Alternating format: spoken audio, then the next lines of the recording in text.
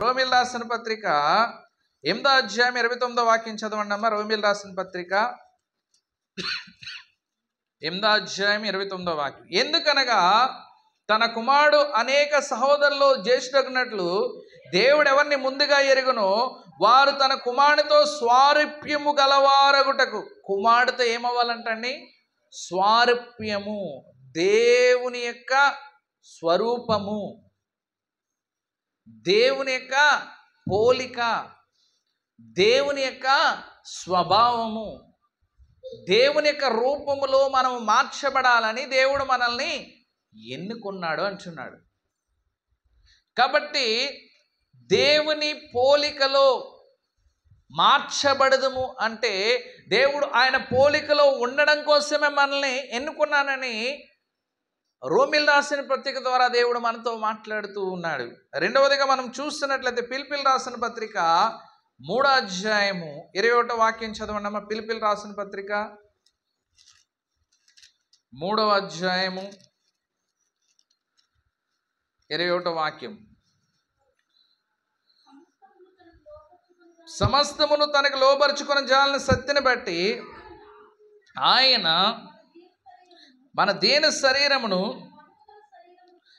తన మహిమగల శరీరమునకు సమరూపము అంటే ఏంటంటే సమానమైన రూపం. కొంత కాదంట,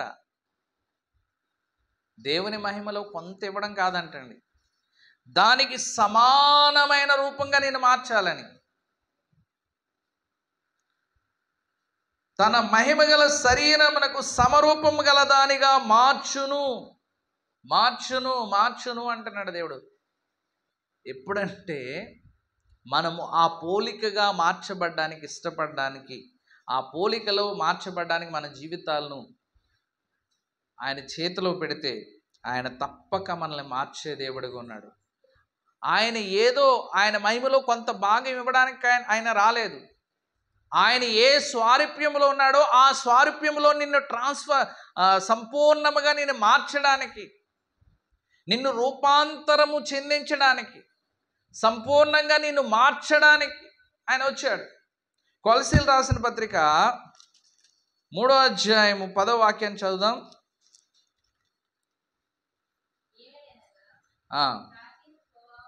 ప్రాచీన స్వభావమును దాని క్రియలతో కూడా మీరు పరిచయించి జ్ఞానము కలుగు నిమిత్తము దానిని సృష్టించిన వాని పోలిక చొప్పున నూతన పరచబడుచున్న ఆ నవీన స్వభావమును ధరించుకొని ఉన్నారు. నవీన స్వభావాన్ని మనం ధరించుకోవాలంటండి. ప్రాచీన స్వభావాన్ని విడిచిపెట్టి నవీన స్వభావాన్ని మనము ధరించుకోవాలి. నవీన స్వభావము దేవుని యొక్క స్వభావం.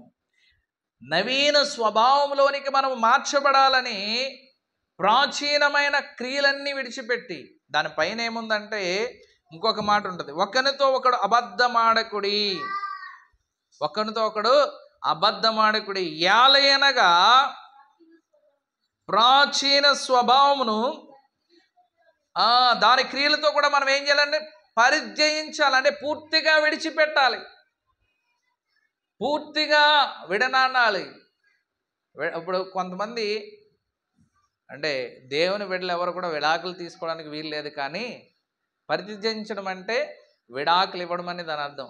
వాళ్ళకి వీళ్ళకి ఏ సంబంధం లేదని, ప్రాచీన స్వభావానికి మనకి ఏ సంబంధం లేదని దాన్ని సంపూర్ణంగా విడిచిపెట్టాలని. ఒకప్పుడు మనకు ద్వేషం ఉంటే, ఒకప్పుడు మనకి అసూయ ఉంటే, ఒకప్పుడు మనకి కోపం ఉంటే, ఒకప్పుడు మనము ఎవరైనా తిడితే తగ్గించుకోలేని తత్వం ఉంటే, ఒకప్పుడు మనకి గర్వం ఉంటే, వాటన్నిటిని విడిచిపెట్టి నవీన స్వభావంలోనికి మనం మార్చబడాలని దేవుడు ఆశపడుతూ ఉన్నాడు. కాబట్టి నవీన స్వభావంలోనికి వస్తే ఏమవుతుందంటండి, నీవు ధన్యుడు అవుతావని దేవుడు చెప్తూ ఉన్నాడు.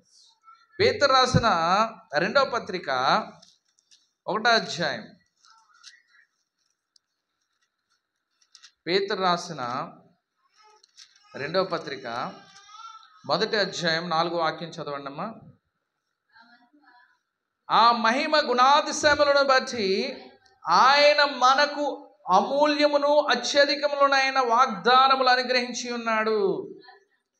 దురాశను అనుసరించడం వల్ల లోకమందున్న భ్రష్టత్వమును ఈ వాగ్దానాల మూలంగా మీరు తప్పించుకొని ద్వేవ స్వభావం నందు పాలిన వారగినట్లు వాటిని అనుగ్రహించిన ప్రియమైన వారులారా, ఆ మహిమ గుణాతిశయములను బట్టి, ఆ మహిమ యొక్క గుణాతిశయములను బట్టి ఆయన మనకు అమూల్యములను అత్యధికములనైన వాగ్దానాలు అనుగ్రహించాడు. దేన్ని బట్టి వాగ్దానం చేస్తున్నాడంటే దేవుడు ఆయన యొక్క మహిమను బట్టి. వాగ్దానాలు ఎవరు పొందుకోగలుగుతారు? ఎవరు వాగ్దానాలు అనుభవించగలుగుతారు? బైబిల్లో ఉన్న వాగ్దానాలు ఆయన మహిమగా చేయబడిన వారు. నేను నిన్ను కాపాడుతానని వాగ్దానం చేస్తాడు. ఎవరి జీవితాల్లో నెరవేరుతుంది? ఎవరిని కాపాడుతాడు దేవుడు? ఆయన మహిమగా మనం మారితే. చివరిగా 1 యోహాను పత్రిక 3వ అధ్యాయం 2వ వాక్యం చదువుకుందాం. 1 యోహాను పత్రిక. ప్రియులారా, ఇప్పుడు మనము దేవుని పిల్లలమై ఉన్నాము, మనం ఇంక ఏమవుదుమో అని అది ఇంకా ప్రత్యక్షపరచబడలేదు. కానీ ఆయన ప్రత్యక్షమైనప్పుడు ఆయన ఉన్నట్టుగానే ఆయనను చూద్దాము గనక ఆయనను పోలి ఉందమని ఎరుగుదము. ప్రియులారా, ఇప్పుడు మనము దేవుని పిల్లలమై ఉన్నాం, మనం ఇక ఏమవుదామో అది ఇంకనూ ప్రత్యక్షపరచబడలేదు. కానీ ఆయన ప్రత్యక్షమైనప్పుడు ఆయన ఉన్నట్లుగానే ఆయన చూద్దాము గనక ఆయనను పోలి ఉందుమని ఎరుగుదము. ఇప్పుడు మనము యేసుక్రీస్తు ప్రభువారు 2వ రాకడలో ఆయన ఎలా ఉండబోతున్నాడో మనం కూడా అలాగే ఉండబోతున్నాము.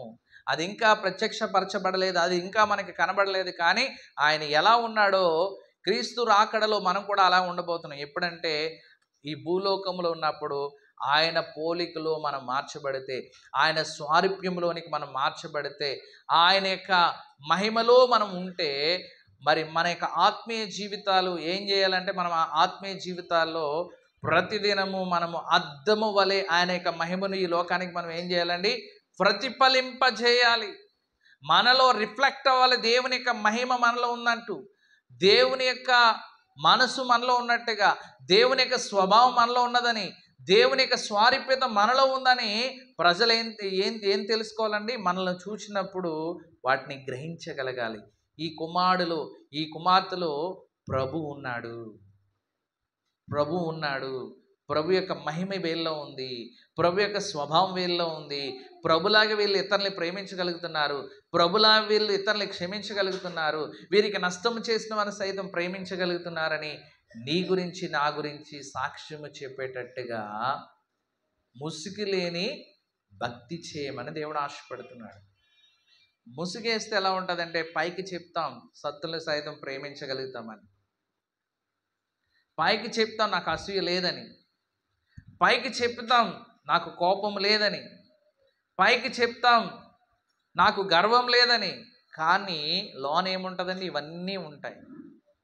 సో ఇది లేదనేది ఎలా మనకు తెలియబడుతుందంటే, మన క్రియల ద్వారా మనము మన ప్రభుని మహిమపరచవలసిన వారు. అట్టి విధముగా మనము ఆత్మీయ జీవితంలో దినదినము అభివృద్ధి చెందుతూ దేవుని మహిమ కొరకు జీవించే కృపను దేవాతి దేవుడు దయచేయునుగాక. ఆమేన్.